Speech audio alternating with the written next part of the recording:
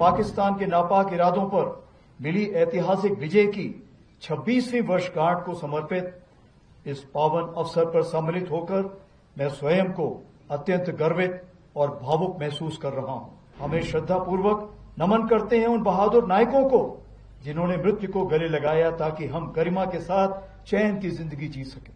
आज द्रास की इस पुण्य रणभूमि पर खड़े होकर जहां हमारी वीर सेना ने राष्ट्र की रक्षा में अपना सर्वोच्च बलिदान दिया, उन अमर शहीदों को स्मरण करते हुए और पाकिस्तान के नापाक इरादों पर मिली ऐतिहासिक विजय की 26वीं वर्षगांठ को समर्पित इस पावन अवसर पर सम्मिलित होकर मैं स्वयं को अत्यंत गर्वित और भावुक महसूस कर रहा हूं। यह लगातार चौथी बार है जब मैं कारगिल युद्ध स्मारक और कारगिल विजय दिवस के इस पावन आयोजन में सम्मिलित हो रहा हूं। 2 बार नदन कमांड आर्मी कमांडर की हैसियत से और 2 बार थल सेना अध्यक्ष के रूप में। आज इस पावन अवसर पर कारगिल युद्ध के वीरों के माता पिता, वीर नारियों और सभी परिवारजनों का दिल से आभार व्यक्त करता हूं। आपने राष्ट्र को अपने वीर दिए। आपका हौसला, धैर्य और त्याग हम सब के लिए प्रेरणा है। आज पूरा देश आपके अद्वितीय योगदान और अटूट राष्ट्रभक्ति को श्रद्धापूर्वक नमन करता है। पिछले वर्ष 2024 में हमने रजत जयंती के रूप में इस विजय गाथा का स्मरण किया। वह एक ऐतिहासिक अवसर था जिसे माननीय प्रधानमंत्री श्री नरेंद्र मोदी जी की उपस्थिति ने और भी प्रेरणादायक बना दिया। उस दिन शिंकुल्ला टनल के निर्माण कार्य का भी शुभारंभ हुआ। इस वर्ष भी हमारे माननीय केंद्रीय मंत्रीगण, लेफ्टिनेंट गवर्नर साहब और हमारे सीओ साहब यहां पर उपस्थित होकर हमारे शहीदों को नमन करने आए। यह दर्शाता है कि कारगिल विजय दिवस केवल एक सैन्य आयोजन नहीं बल्कि पूरे राष्ट्र का उत्सव है। जो खामोश खड़े थे बर्फीली चौकियों पर, उनकी दुआ से ही महफूज है ये वतन।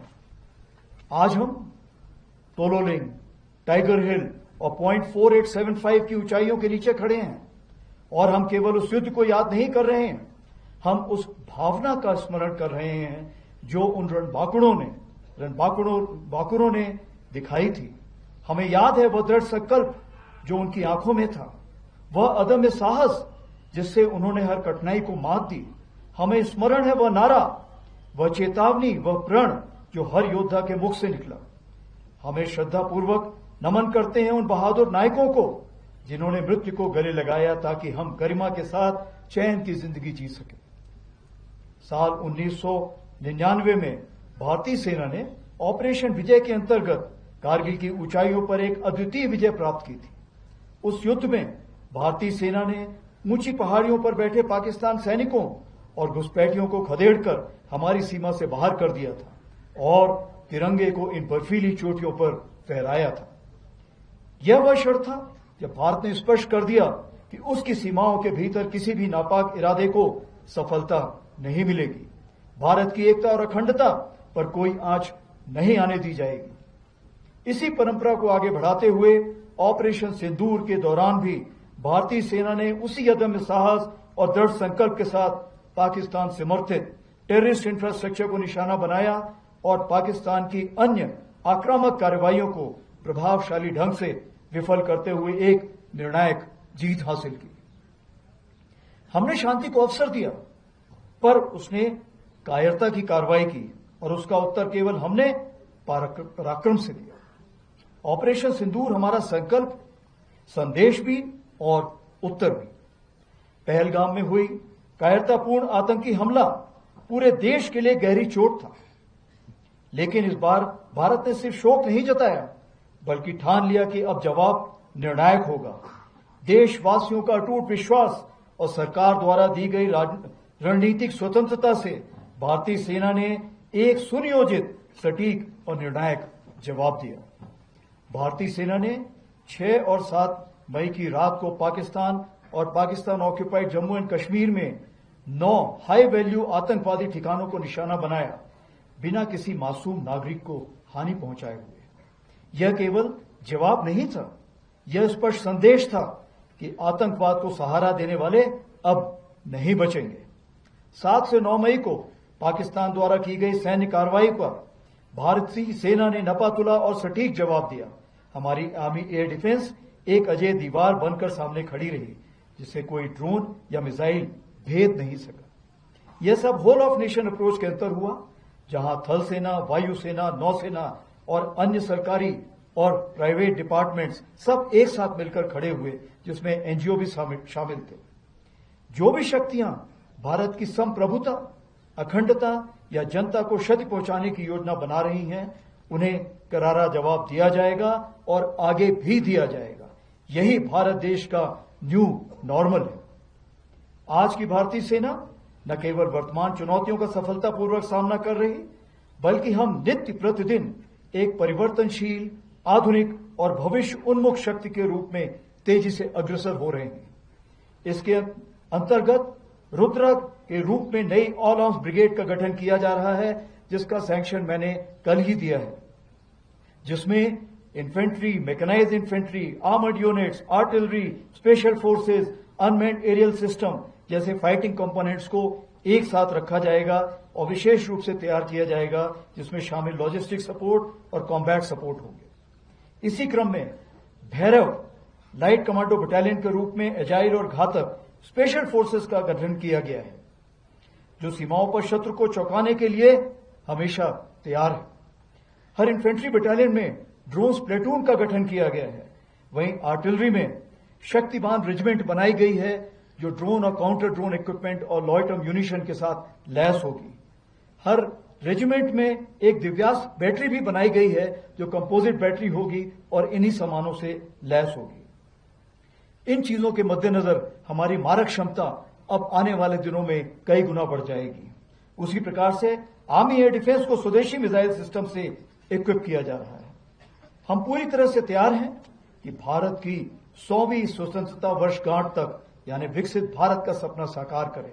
और इस राष्ट्र निर्माण में हमारी सबसे बड़ी ताकत है हमारा विशाल सेना परिवार, जो लगभग 1.3 करोड़ लोगों का समुदाय है, जिसमें सेवारत सैनिक, उनके परिवार, वेटरन्स और वीर गति को प्राप्त सैनिकों के परिजन शामिल हैं।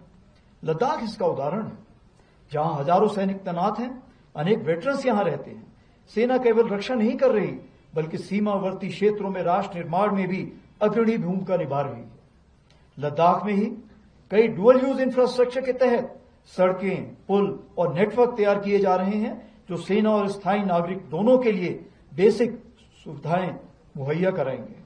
वाइब्रेंट विलेज प्रोग्राम के अंतर्गत चयनित किए गए गांव में भारतीय सेना द्वारा प्रायोरिटी से विकास कार्य चल रहे हैं। बॉर्डर टूरिज्म को बढ़ावा देने के लिए battlefield tourism, spiritual, ecological, heritage और एडवेंचर टूरिज्म जैसे क्षेत्रों में कार्य किया जा रहा है, जैसे कि आज आपने खुद देखा इनॉग्रेशन में, जिससे युवाओं को रोजगार मिल रहा है।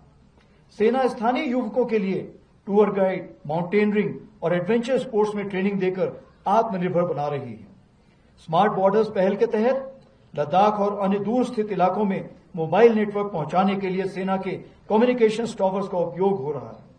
प्राकृतिक आपदा के समय राहत और बचाव कार्यों में सेना अहम भूमिका निभा रही है। हमारे वेटरन्स जो हमारे आदर्श हैं, आपका योगदान हमारी नींव है। भले ही आपने वर्दी ना पहनी हो, लेकिन आपका जज्बा और राष्ट्र के प्रति समर्पण आज भी उतना ही अमूल्य है। आप न केवल हमारी सेना की गौरवशाली विरासत के वाहक हैं, बल्कि राष्ट्र निर्माण के लिए एक महत्वपूर्ण स्तंभ भी है। मैं युवा कैडेट्स और छात्रों को यह बताना चाहूंगा कि आज का दिन केवल एक ऐतिहासिक यादगार नहीं, यह राष्ट्र निर्माण का आह्वान है। आपने देश की सेवा ईमानदारी, शुद्धता और राष्ट्रभक्ति के साथ करें, चाहे वह सेना, विज्ञान, शिक्षा, चिकित्सा या उद्यमिता कोई भी रूप हो। कारगिल विजय दिवस हमारे लिए केवल स्मृति नहीं, यह वचन है भारत की संप्रभुता, अखंडता और सम्मान की रक्षा के लिए अंतिम सांस तक लड़ने का। हम शांति प्रिय हैं पर कमजोर नहीं। हम संकल्पित हैं, सजग हैं और अडिग हैं। हमारे शहीद हमारी प्रेरणा है। हम अपने वीरों को विरासत को आगे बढ़ाएंगे। आइए आज हम एक साथ संकल्प लें कि हम भारत को सुरक्षित, सशक्त और विकसित बनाएंगे। इसमें क्योंकि समूचे भारतवर्ष का योगदान है, तो मैं जरूर उस समय कारगिल के वक्त जब हमारे प्रधानमंत्री श्री अटल बिहारी वाजपेयी थे, उनकी कुछ पंक्तियां सुनाना चाहूंगा। कुछ कांटों से सज्जित जीवन, प्रखर प्यार से वंचित यौवन, नीरवता से मुखरित मधुवन, परहित अर्पित अपना तन मन, जीवन को शत आहुति, जलना होगा गलना होगा, कदम मिलाकर चलना होगा। जय हिंद, धन्यवाद।